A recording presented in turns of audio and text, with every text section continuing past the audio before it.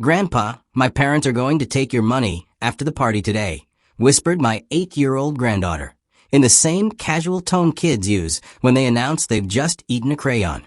And just like that, bang, thunderbolt to the chest. Family love? Shattered. Apparently, it had an expiry date I'd missed on the label. I didn't say a word. Just did the classic old man exit. Bit tired, must go lie down.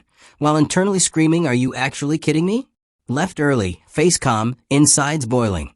Already planning revenge like some budget James Bond with arthritis. And trust me, my next move? Oh, it made their jaws drop so hard I thought about charging them for dental work. But before I get carried away, quick favor, subscribe, comment. Tell me where you're listening from. Yes, I know it's manipulative, but apparently manipulation runs in the family. So let's lean in, shall we? Anyway, Saturday morning. Harry calls me at 7 a.m. That's suspicious, right there. Harry doesn't even believe mornings exist before noon. His voice comes through the phone, all cracked and shaky, like he's trying to sell me insurance he doesn't even believe in. Immediately, I'm thinking, what's broken now? His car? His marriage? His spine? "Dad, Mary and I really want you to come to Alexa's birthday today." Really? Groundbreaking idea, son. I've only been to every single one since she was born. Do you want me to bring oxygen too, just in case breathing's suddenly optional? No, that's not what I meant, he stammers, while Mary's voice shrieks faintly in the background like a kettle boiling over. Apparently she insisted he ring me personally. Cute. This is the same Mary who usually looks at me like I'm a tax audit in human form. Now she's so excited for me to come early. I nearly checked the caller ID to see if I'd accidentally answered a scammer. Then Harry drops it. We wanted to talk about some family stuff. Maybe come at 1:30. Family stuff. Ah yes. Because in the 3 years since Ellen died, no one's bothered to talk about family stuff. Translation. Dad, we've been Googling how to inherit faster, and we'd love to workshop some ideas with you before cake is served. I told him fine, I'll be there. Because what else do you say when your only son sounds like he's practicing lines from a low-budget heist movie? He mumbles something about making sure everyone's taken care of before hanging up. Charming. Everyone being taken care of usually means we're taking your house and leaving you with the care home brochure. I sat there staring at Alexa's crayon drawing on my fridge, a wobbly little house with Grandpa, Daddy, Mummy, and me scrawled in purple. Pure. Honest. The last real thing in the room. Meanwhile, I'm mentally rehearsing my poker face for Mary's little ambush. Fast forward 20 minutes, and I'm in my closet, glaring at my shirts like they're co-conspirators. Pulled out the blue Oxford, the one I wore to Ellen's funeral. Mary had whispered, "So much space," while we were burying my wife, as if she was already calculating square footage like she'd nicked the Right Move app. Subtle Mary. Truly subtle. Then I caught my reflection. Wallet heavy in my pocket, 3 years, $70,000 funneled into their emergencies. Cars, houses, unexpected shopping sprees. Basically, I've been running their personal GoFundMe while they rehearse their best, but it's for Alexa faces. Ellen would have called it excessive. I call it Daddy's Wallet, the musical. And Mary? Oh, she'd floated the idea of me moving into an assisted living place. So much easier for you, Norman. Right. Translation. So much easier for me, Mary. No waiting for the will, just straight to granite countertops and an ensuite. But sure, let's call it family involvement.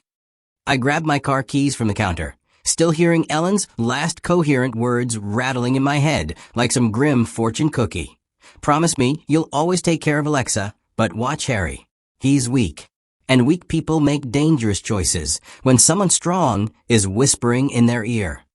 At the time, I'd assumed she meant his dodgy drinking mates or one of those pyramid schemes where you end up with 20 boxes of protein shakes and no friends. But now I was wondering if Ellen had clocked Mary's little routine. You know, the way every conversation about money suddenly started with, "But it's for Alexa," while she practically shoved guilt down my throat like it was a 3-course meal. Garage door hums open. Morning sun glints off my Mercedes. Ellen's car still parked there under its cover. Pristine, untouchable. Yes, I kept making the payments after she died. No, I wasn't ready to admit she was gone.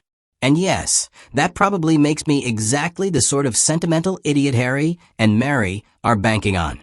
Literally banking on. The grandfather who pays first, questions later. It's practically my brand. But 40 years in construction taught me one thing. Always check the foundations. Because if you don't, the whole house comes crashing down. And if my family was a house, let's just say the walls were already wobbling. Back out the driveway. Rear view mirror, shrinking my house into nothing.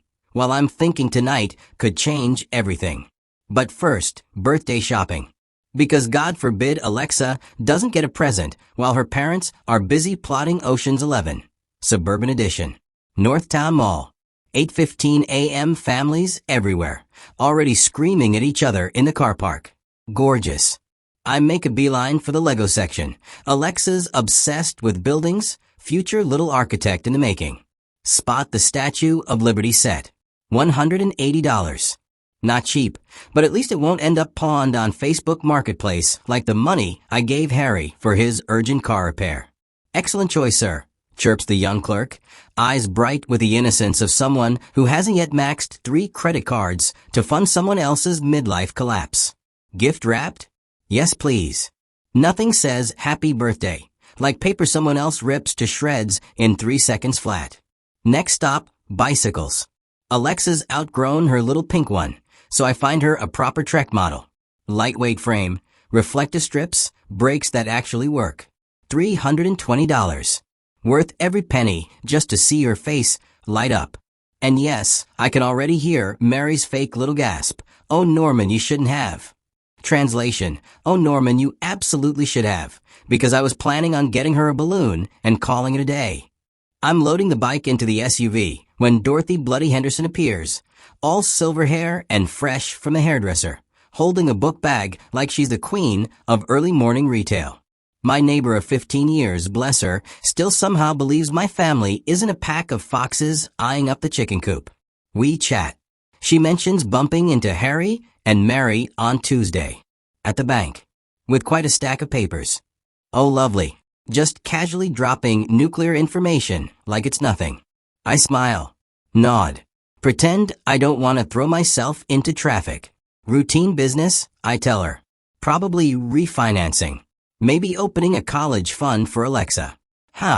Yes, Norman, because that's definitely the look of 2 people planning for the future, not plotting to strip yours bare. Dorothy pats my arm, totters off. Meanwhile, I'm left with $600 worth of birthday gifts, a head full of Ellen's warnings, and that creeping suspicion you only get when you know your family are organizing something for your benefit, which usually translates to for their benefit, using your wallet. Still, I stop at the florist, because apparently, I'm a glutton for punishment. White roses for Mary, $28 for flowers that'll be dead by Thursday. Honestly, I should have just bought her a mirror. She'd have loved it more. Back home by 9:30, car loaded to the brim. Lego bike, flowers, card. The works. Nearly $600 to prove that at least one adult in this family knows how to love without strings attached. And yet, Dorothy's words cling. Tuesday. Bank. Papers. Nervous phone call today. Coincidence? Maybe. Or maybe I'm just the only one still pretending this is about family, when really it's about money, granite countertops, and who gets to shove me into assisted living first. But don't worry, I'll play along. For now. I wrapped Alexa's gifts, shoved down a sandwich, and pulled up to Harry's house at exactly 2 o'clock. Military precision. Because nothing says beloved family member like arriving early to your own ambush. The door opened before I even touched the bell. Mary stood there, practically singing my name like she'd been rehearsing for Britain's Got Talent. Arms wide, eyes sparkling, hands fluttering all over me like she'd just remembered I existed. Honestly, it was less welcome to the party and more welcome to my cult. You look absolutely wonderful today, she gushed. Did I? I'd put on trousers, not committed a miracle. Usually, Mary barely manages a polite nod before vanishing into the kitchen. Today? Touching my arm. Twice. Over-enthusiasm dripping like cheap perfume. Suspicious doesn't even cover it. I handed over the Lego set and the wrapped bicycle box, trying not to roll my eyes at the streamers everywhere. Honestly, the place looked like Party City had exploded. Balloons stuffed in every corner, garish colors, the whole production. Alexa turned 8, not 80, but you'd think they were hosting the Olympics. Dad. There he is. Harry boomed from the living room, voice bouncing off the walls like a carnival barker. He dragged me over to meet Mike from work, then, wait for it, introduced me as his amazing father. Amazing. This from the man who normally calls me old-fashioned and stubborn. Suddenly, I'm father of the year, and Harry's slapping my shoulder like he's auditioning for Most Loving Son, 2025. It was so fake I half expected to hear a laugh track. Alexa, bless her, ran straight into my arms. Genuine smile. Real hug. Actual love. You know, that thing family's supposed to be about. For a second, the world made sense again. Gave her the Lego set, and she lit up like Christmas. But then I caught it, the flicker. That shadow of sadness, gone as quick as it came, replaced with Mary hovering like an overzealous stage mum. Isn't Grandpa generous? Honey? Say thank you properly. Translation. Perform for Grandma Snake Eyes, or else. Harry dragged me to the kitchen to meet Mike, who clearly just wanted to drink his beer in peace. Harry, meanwhile, was pouring out scripted lines like an infomercial. Dad knows everything about business. He's taught me trust. He's taught me loyalty. Please. The last thing Harry learned from me was how to hide a broken car bumper after he reversed into the neighbor's edge. Mike looked deeply uncomfortable, as if he'd been tricked into attending a live performance of how to manipulate your elderly parent for dummies. Mary swooped back in with canapes. Canapes. For Alexa's 8th birthday party. Because nothing says fun for the kids like salmon mousse. She was pouring wine into my glass before I'd even finished it, smiling like she was auditioning for sainthood. I made these especially for your sophisticated tastes. My sophisticated taste? Woman, I've lived on beans on toast more nights than I care to admit. The last time she noticed what I liked was when I told her not to put coriander in the stuffing. And guess what turned up on Christmas Day? From the corner of my eye, I watched Alexa open cards like a robot, polite, mechanical. The joy stripped out of her tiny soul. Mrs. Smith, perched on the sofa, leaned over and whispered. She asked me last week if grandparents and parents ever disagree about important decisions. Oh yes, Mrs. Smith, just casual existential questions from an 8-year-old. No worries at all. I asked what she told her. She said that families work through differences with love and honesty. Love and honesty. I nearly choked on my wine. In this house, you'd be lucky to find a shred of honesty under all the glitter and passive aggression. Meanwhile, I kept spotting Harry and Mary exchanging little glances. Quick nods, sly timing, like two second-rate illusionists trying to pull a rabbit out of a hat while the audience stares directly at the hat. Everything was rehearsed. Every laugh, too loud. Every smile, too wide. The whole thing had the energy of a funeral, where no one wanted to admit the corpse was already in the room. As the party wound down, Harry hit me with, "Dad, stick around after everyone leaves, okay? We've been looking forward to that family chat." Of course you have, Harry. Can't wait to hear what today's pitch is. Probably involves me handing over my house keys and pretending to be thrilled about downsizing. I excused myself to the bathroom. Mary practically leapt out of her skin to give me directions I didn't need. Honestly, she was guarding me like I might escape out the window with the silverware. That's when Alexa caught my eye, standing by the gift table watching me.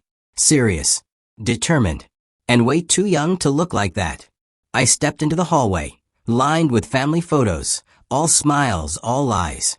Tiny footsteps followed. "Grandpa," she whispered, making sure no one else could hear.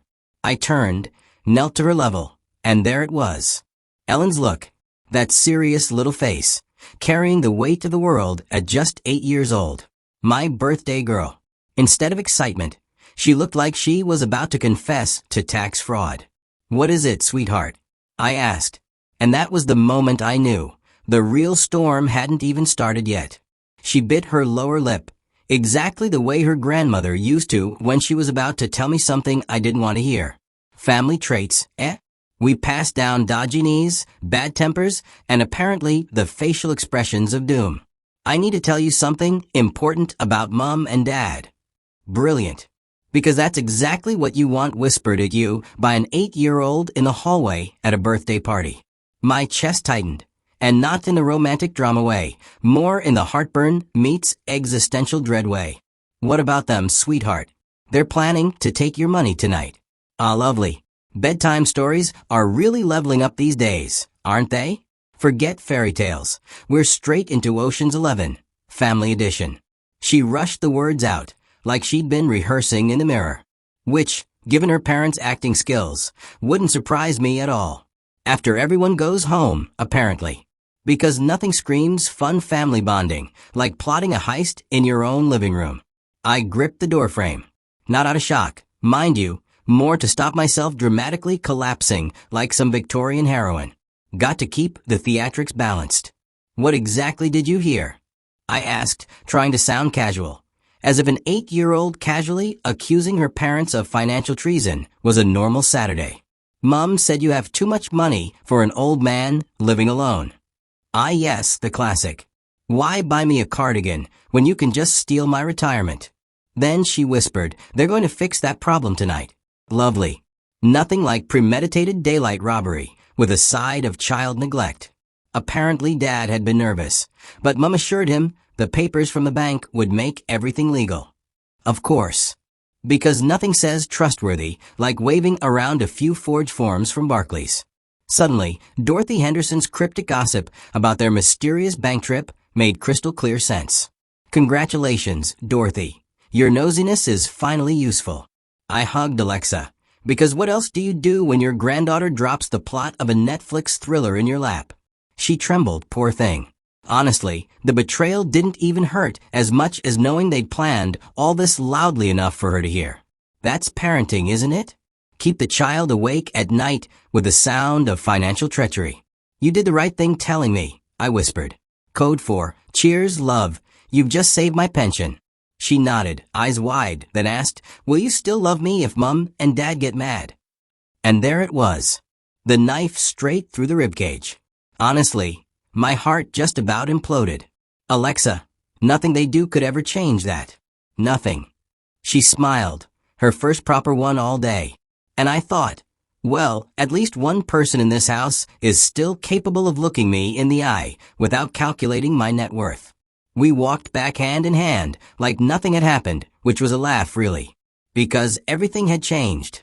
The son I raised, the daughter-in-law I tolerated, the family I foolishly thought were my safe place. All of it now looked like a badly written stage play. And speaking of stage plays, Harry caught my eye from across the room and waved with that awful fake enthusiasm again. This time I saw it for what it was, pure pantomime. He's behind you. Yes, and he's also trying to empty your bank account. I plastered on my smile, slipped back into conversations like a pro negotiator. Because if 40 years in business taught me anything, it's how to nod politely while mentally drawing up an execution list. Mrs. Smith was wittering on about her garden when I noticed Harry checking his watch. Again, every 10 minutes, like clockwork. Mary appeared at his side instantly, both of them doing their little silent nod routine, as if they were auditioning for some low-budget espionage drama. Then Mary leaned in, hand on my arm, fake concerned face engaged. Norman, you look pale. Are you all right? Pale? Darling, I've just been informed my only son's planning to mug me in my own lounge. Forgive me if I'm not glowing with health. But of course, I gave her the tired grandfather act. Headache. Nothing serious. Her relief was instant. Because of course, a slightly weak, drowsy old man is so much easier to manipulate than one in full working order. Shame for them. I've still got all my marbles, just hidden behind my bifocals. So, I played the role. Gracious, grateful, just a little bit frail. While in my head, I was plotting like Machiavelli in beige trousers. Harry kept steering every conversation away from money. Smart boy. Well, not that smart, since he clearly thought I hadn't noticed. Mary kept dropping hints about my health, my house, my future arrangements. Honestly, if you listened hard enough, you could hear the cash register dinging behind every word. By 5:30, as the guests began shuffling out, I made my move. Think I should head home. This headache's getting worse. Immediate panic. Harry nearly leapt across the rug. Dad, wait, we really wanted to talk tonight. Those family matters we mentioned. Remember? Oh yes, the special surprise chat. I'd nearly forgotten. Not. Another time, I smiled. I need rest. Mary swooped in, eyes bright with desperation. But Norman, we've prepared something special for tonight. Yes, darling, I bet you have. Legal papers, a pen, and a bloody smug smile. I just patted her hand, grandfatherly, as you like. It can wait until tomorrow.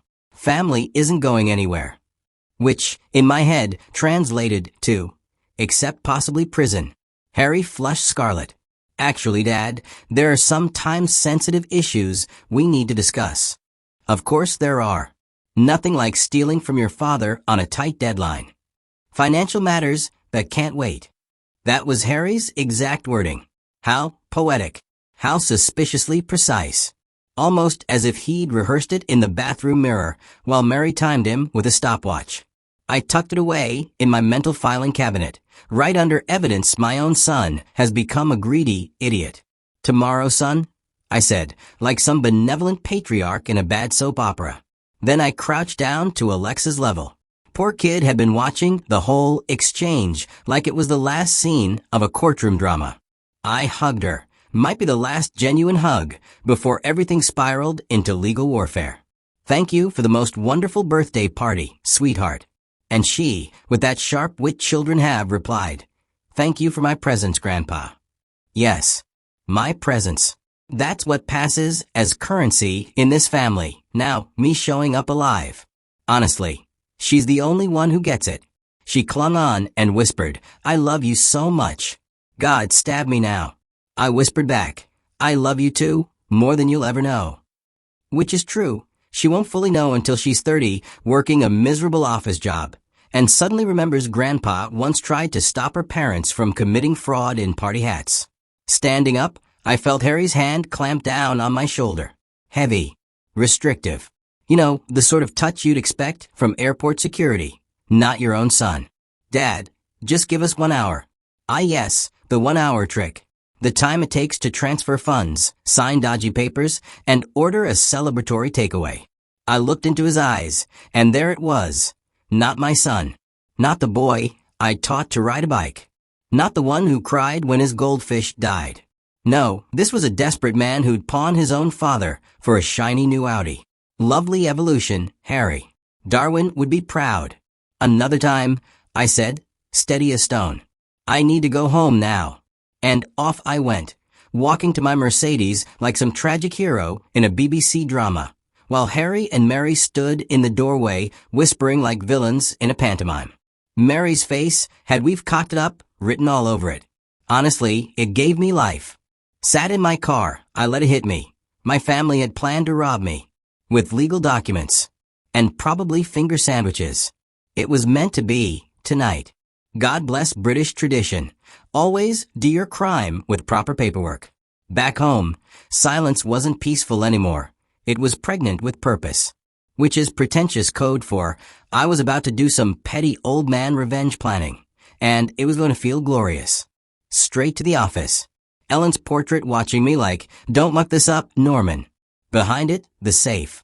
Combination, 18-19-59, her birthday. Romantic, in a bleak way. Inside, 40 years of my life in paper form.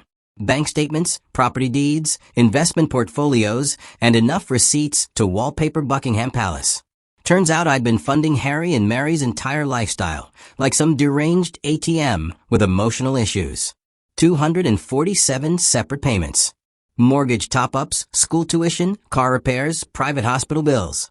All neatly disguised as family emergencies.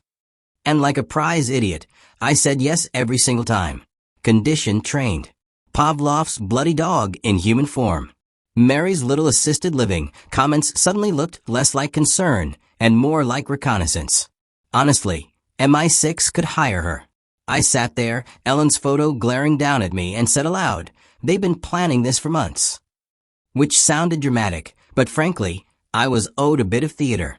Meanwhile, Harry and Mary were no doubt panicking, scrambling to salvage their little important family discussion. I pictured them running around like contestants on a cooking show who've just realized the oven's not on. The image cheered me immensely. Time for strategy. Out came James Miller's number, Vice President of First National Bank, and my mate for 20 years. A man who'd seen me pay invoices on time while Harry was still learning how to spell finance. James would know exactly what to do with legal documents obtained under false pretenses.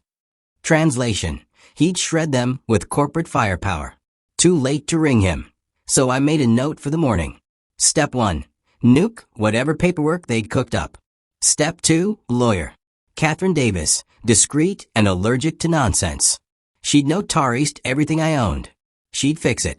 And then came the truly sobering bit, realizing my actual net worth for the first time in yonks. £2.3 million in liquid assets. 3 rental properties. A paid-off house. Basically, more than Harry and Mary could fathom in their wildest avocado toast-fueled dreams. But here's the thing. It wasn't even about the money anymore. This was about Alexa, 8 years old and already carrying secrets heavier than my tax folder. This was about punishing grown adults who thought elder abuse came with a side of hors d'oeuvres. Ellen's voice echoed in my head. Watch Harry carefully. Weak people make dangerous choices when someone strong is whispering in their ear. Well, guess what, Ellen? The whisper's been Mary all along. And Harry? He chose greed over loyalty. Round of applause for the happy couple. My phone buzzed. Harry, of course. Caller ID screaming his desperation. I let it ring out, like the satisfying end note of a symphony. By morning, clarity had replaced rage. Over coffee, black, bitter, appropriately symbolic. I stared at James Miller's number and thought, 9 a.m. seems like a fine time to drop a bomb. James and I had known each other 20 years. Loans, investments, long lunches where he pretended to care about my opinions on the footsie. The man had seen me through booms, busts, and one particularly disastrous attempt at ethical investing. Point is, if I rang him, he'd pick up. Always. So, Sunday morning, I dialed. Because who doesn't love a crisis chat before church? James, sorry to bother you on a Sunday. I began with the sort of fake politeness that really means, buckle up, mate, it's grim. Norman. Always good to hear from you, he said, in that banker's tone. Warm enough to sound human, transactional enough to remind you he's billing by the syllable. I launched into it. I've been reviewing my portfolio, thinking about consolidating accounts, simplifying things. You know, tidying up. Yes, Norman, because nothing screams tidy life like being 80 and having your own children try to mug you with paperwork. He hummed thoughtfully.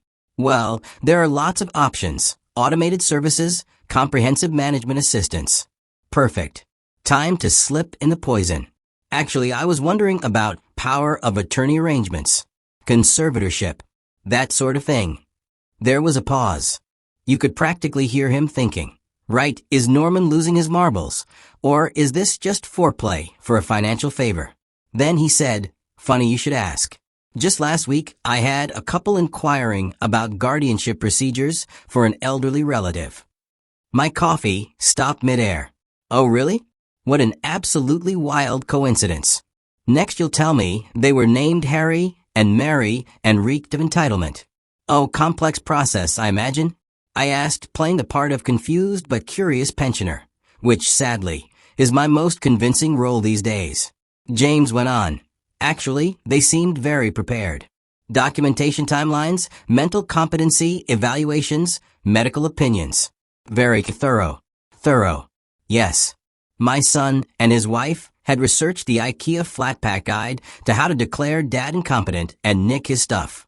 They asked about expedited processes, too. Emergency conservatorship.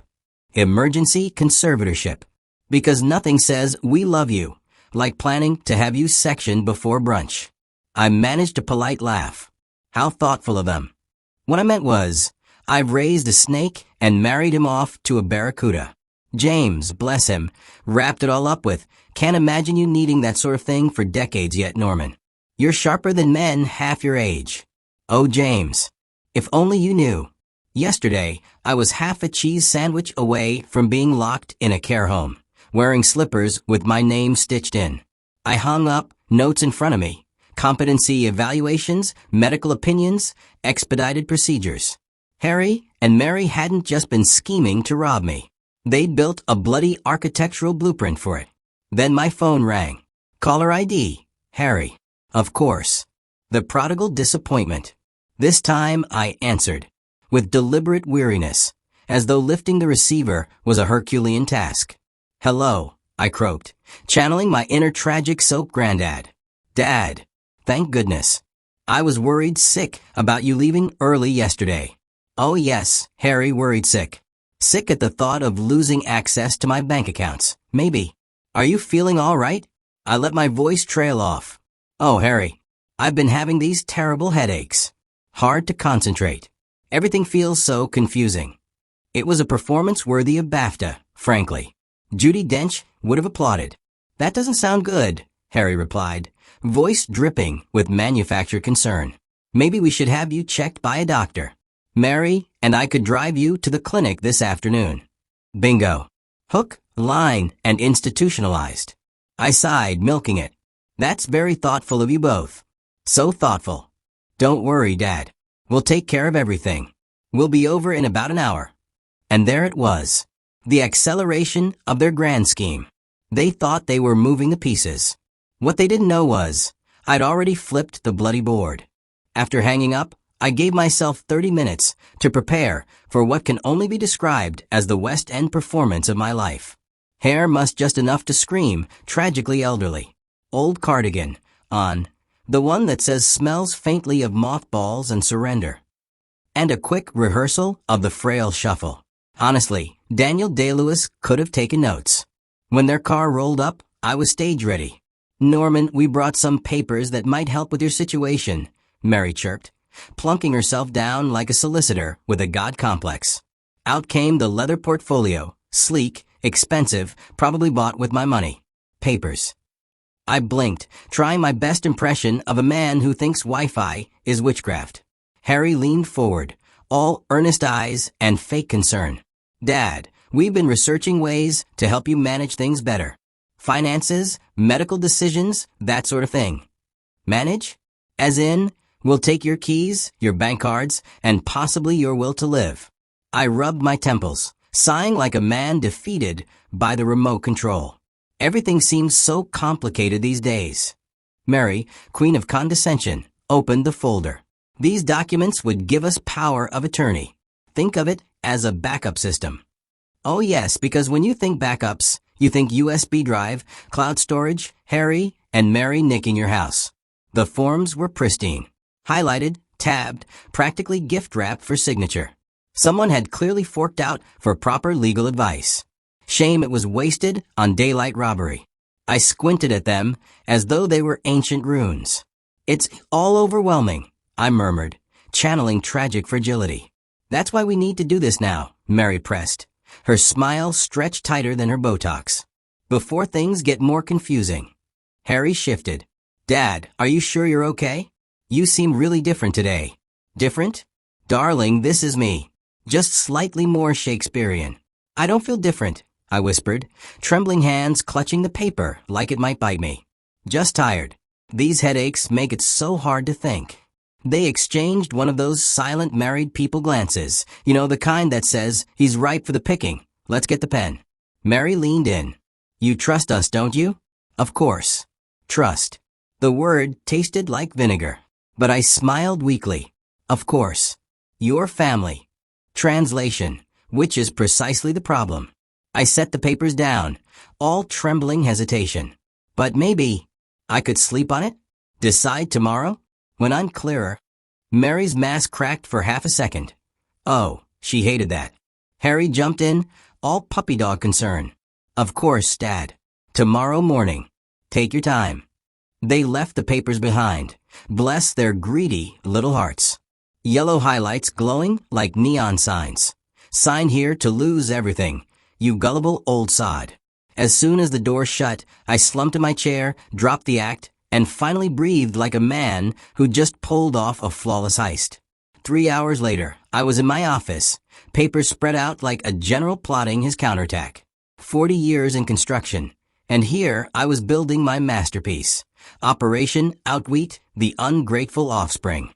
First call, Catherine Davis. Solid notary, sharp as nails. Catherine, darling, could you pop by tomorrow? Bit of sensitive family business. Of course, she said, in that professional tone that really means, I'll catch your kids trying to rob you blind faster than you can say fraud. Perfect. Next call, James. My banker friend. James, old chap. Fancy swinging by tomorrow at 10? Portfolio review. Educational. He chuckled, promise paperwork. Educational, indeed. Watching my children attempt daylight robbery in front of a notary and a bank VP? You couldn't pay for that kind of entertainment. Final call, Harry. And this time, I slipped the cardigan back on in my voice. Fragile, uncertain. Harry, I've been thinking about those papers. You were right. I do need help. His relief was almost orgasmic. Dad, that's wonderful. Mary will be thrilled. We'll be over first thing. Excellent, I croaked. I've arranged for a notary just to make it all proper and legal. 10 o'clock sharp. Oh, Dad, thank you for trusting us. Trust. What a delightful little word, for please hold this knife while I twist it in your spine. You're my family, I said sweetly. Of course I trust you. Hanging up, I wandered to Ellen's rose garden. Still blooming, still stubborn. Like me. Only difference was, her roses didn't have to deal with Harry and Mary. Tomorrow. The big day. The grand performance. The moment where my life would either continue as me or as some drooling sideshow in an assisted living facility, while Harry and Mary auctioned off my sofa on Facebook Marketplace. So yes, I made a plan. On a yellow legal pad, naturally, because nothing says serious old man plotting revenge like cheap stationery. 9:45, Catherine arrives with her shiny notary seal. 10 o'clock, James rocks up, banker's briefcase in hand. 10:05, Harry and Mary stroll in, brimming with confidence and entitlement. 10:15, the truth detonates like a badly timed firework. Poetic, really. They'd researched legal procedures to nick my independence, but forgot legal procedures require witnesses. Oops. Meanwhile, across town, I imagined Harry and Mary celebrating with wine they didn't pay for. Harry telling Mary the first was finally cooperating. Mary smirking about the notary, making things official. Probably clinking glasses, blissfully unaware they were walking straight into a trap built by the same business brain they were trying to con. Delicious. Alexa's crayon family portrait on the fridge caught my eye. Wonky house, stick figures, smiling son. Tomorrow would decide whether she grew up believing family meant love or loot. Ellen's voice echoed in my head. Promise me you'll take care of Alexa. Yes, darling. I'll keep that promise. Even if it kills me. Or them. Preferably them. Monday morning. Gray, cold, funereal, fitting really. Catherine arrived first, chirpy and professional. Setting up her seal like she was hosting Antiques Roadshow, Fraud Edition. Beautiful home office, Norman. This should be straightforward. Oh, Catherine. Buckle up. Right on cue, James knocked at 10 sharp, portfolio in hand. As punctual as an executioner. Ready for that portfolio review? More ready than you'll ever know, mate. Then came the villains. Harry and Mary, all leather case and Cheshire grins, pausing just long enough to notice the unexpected audience. Mary recovered quickly. She's good. I'll give her that. How thoughtful of you to arrange professional assistance. This will make everything so official. Indeed, I replied, sounding like I'd swallowed a law degree. Please sit. Harry leaned forward, fake relief dripping. Dad, you sound much better today. More like your old self. Yes, Harry. Exactly like my old self, sharp, observant, and not quite senile enough to sign my life away. Mary's pen froze mid-tick. Norman, what's wrong? Oh, nothing's wrong with me, I said cheerfully. But I am completely aware of your plan. The silence could have cut glass. Harry's smile collapsed faster than his integrity. Dad, what plan? We're here to help you. Really? Because I know about your little field trip to James Bank last Tuesday. Conservatorship procedures, competency evaluations, expedited court orders. Ringing a bell. Harry went sheet white. Mary's mask cracked, then scrambled back into place. Norman, you're confused. That was about our financial planning. I turned to James. Care to confirm? James, bless him, cleared his throat like he was reading a charge sheet. They asked detailed questions about declaring someone mentally incompetent, guardianship documentation, and emergency asset seizure procedures. Catherine's pen stilled. Mr. Price, are you suggesting these power of attorney forms were prepared under false pretenses? Oh, I'm not suggesting, I smiled. I'm stating. They were planning to have me declared incompetent so they could steal the entire empire I've built while they still pretend to love me. Harry found his voice, though it sounded strangled. Dad, we were worried about you. Yesterday, you seemed so confused. Yesterday was a performance, son. Today, you're meeting the real me. I slid open my desk drawer and placed a thick folder on the table. 247 transactions. 70 grand over 3 years. Mortgage payments, car repairs, private school fees, medical bills. Every single penny documented. Mary leaned forward, eyes wide, tone desperate. Those were legitimate family expenses. No, Mary. They were conditioning payments. Training me like a Labrador to say yes until I'd sign away my independence. And you know what? Bad dog. Catherine's brows furrowed. This is highly irregular. I'll need to review before notarizing anything. Review away, I said. Because here's the full situation. My darling son and his ambitious wife researched exactly how to institutionalize me while they divvied up the spoils. Harry's hands shook on the armrests. We just thought you might need help managing things. Help managing what, Harry? 2.3 million in liquid assets? 3 rental properties? This mortgage-free house? Oh yes, I'm really struggling. Mary shot up from her chair, voice sharp. You're twisting everything. We love you. Love. I barked a laugh.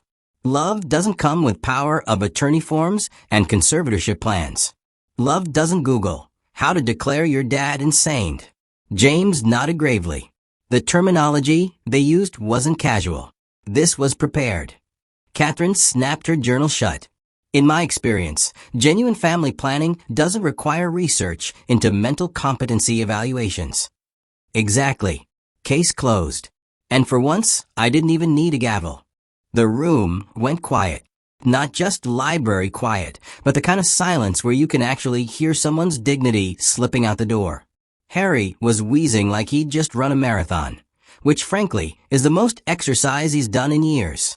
He looked at me, eyes wide, and whispered, "What happens now?" Well, son, now we discuss consequences. Yes, that terrifying word. The one toddlers hear when they eat crayons, and adults hear when they try to rob their father blind.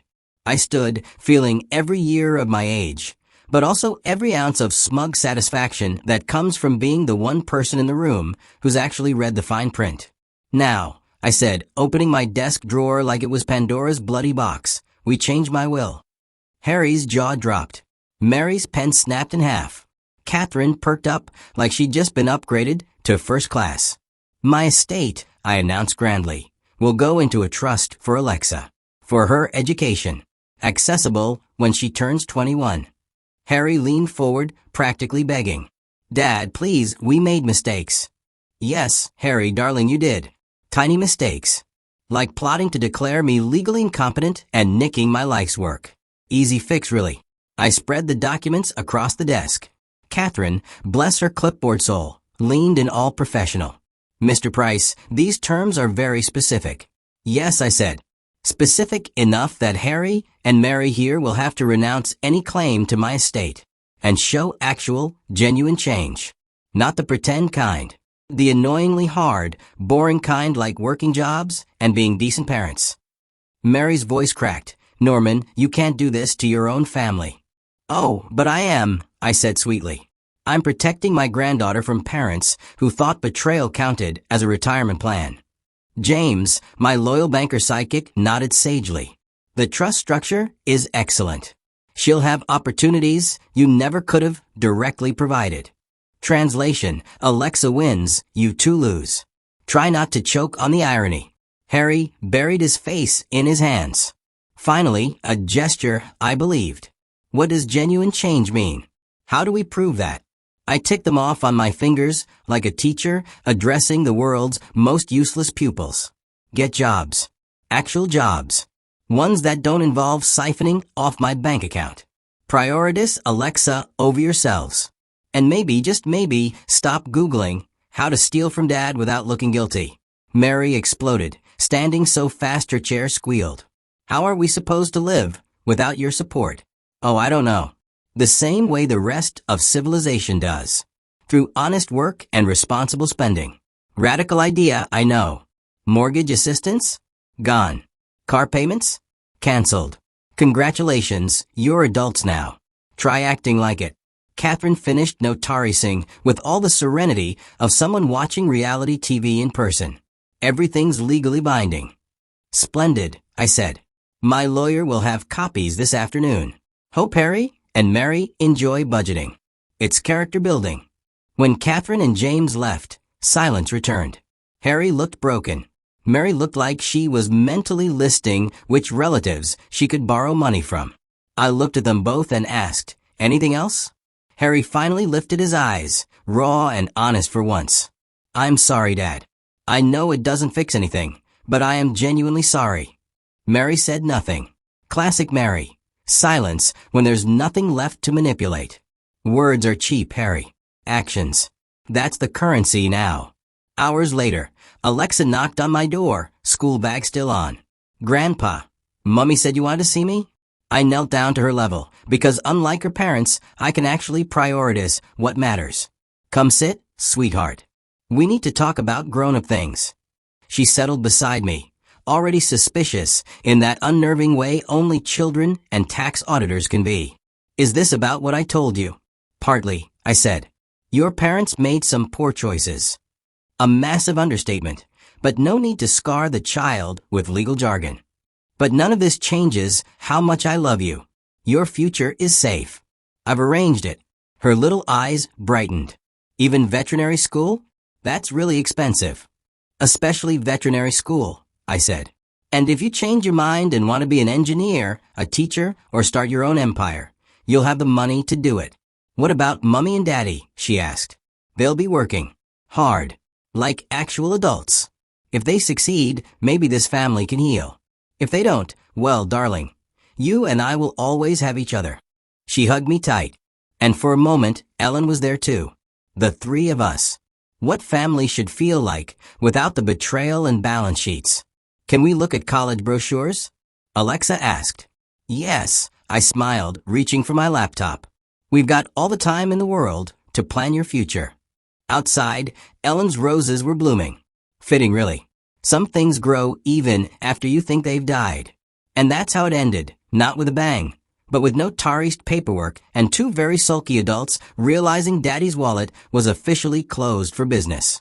Harry's regret might be real, Mary's silence definitely was, and Alexa? She got her future secured, which is more than I can say for her parents. So yes, betrayal, paperwork, and roses blooming outside. Family life, really. A comedy if it wasn't so tragic.